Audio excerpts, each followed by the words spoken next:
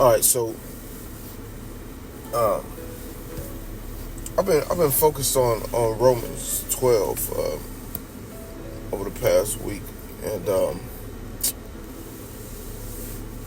Rome was a wild place. It reminds me a lot of us here in the U.S. Like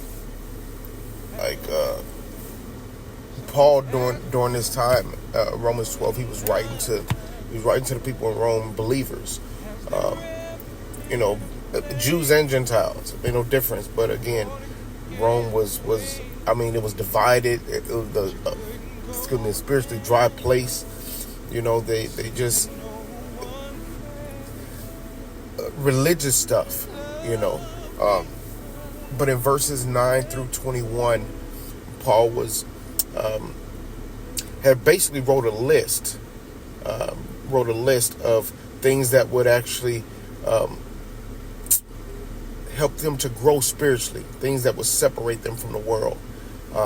And my focus has been on 15, verse 15, but in 14 it tells us to love our enemies, which is not always an easy thing to do, but we ought to love our enemies. And then it tells us in verse 16, after 15, it says for us to stay humble, to not be bougie. You know, Shout out to my little sis, Bougie Dane. You good, but yeah, to stay humble, and between loving our enemies and staying humble, we ought to be able to be present. Be present with people.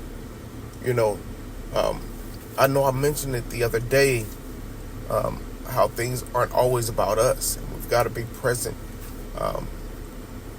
in the moment with other individuals. So, again, let's try to focus on that this week. Just being emotionally available. All right.